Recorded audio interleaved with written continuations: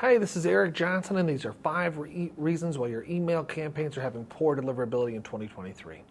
We manage the programs of over 40 to 50 different email newsletters, and we send about 400 to 600 million emails per month, and these are the top things that people are having problems with. Number 1, not tracking your sender score. What doesn't get tracked doesn't get done. If you aren't watching how your sender score is trending, then you're setting yourself up for a disaster. You have to adjust your sending practices as the inbox providers adjust their algorithms. The only way to know if you're doing a good job is to look at your reputation at least weekly. If you notice a small dip a few weeks in a row, it's way easier and faster to remediate the issue at that point than waiting to find out because your email is already ending up in the spam box. You're talking about a difference of days or weeks to fix it compared to months. Next thing is low open rates. One of the biggest factors in your email sender score is your legitimate open rates. Don't let the fake Apple MPP rates fool you. If your open rates are low, here are 2 quick ways to solve it. Number 1, segment your list better. If you're sending to your whole list, try creating a list that is just people who have opened or clicked your emails within the last 30 days and send a campaign to that. You should see a huge improvement in your open rates. Restrict your sends to just that list for a little bit and watch your sender score. If you're already doing something like this, cut the list down by reducing the number of days since the last open to, say, 14 or 7 days. As you show the inbox providers that your open rates are improving, your sender score should go up too. Then, try sending to users when they're in their inbox reading someone else's emails using inbox mailers. That'll get you legitimate open rates of 50 to 70%, and it only costs a penny per email sent this way.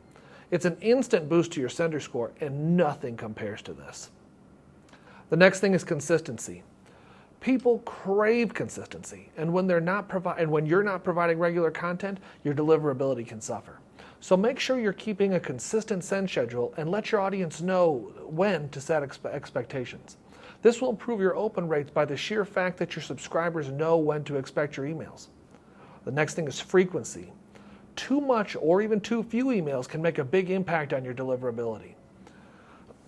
If you don't send enough, it's hard for the inbox providers like Gmail to get a good profile on your sending habits and engagement rates.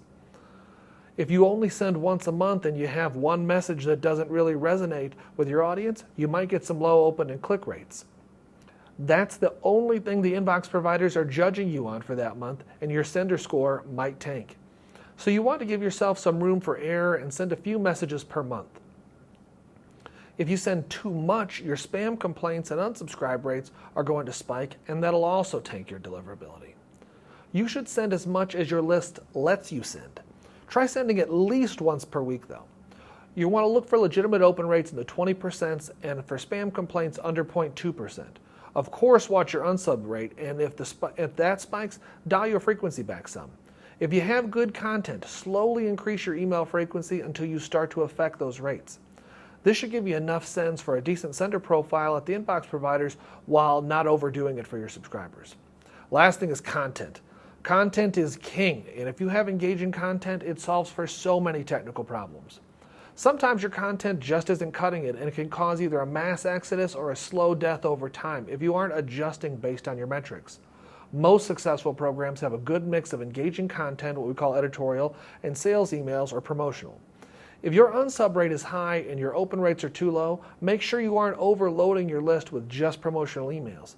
If your editorial content is not producing as far as open or click rates, poll your readers and ask them what they like and what they don't like, and then try to adjust your program based on that. Some newsletters get to a really special spot where readers are looking forward to their messages because they fall in love with the content or the writer.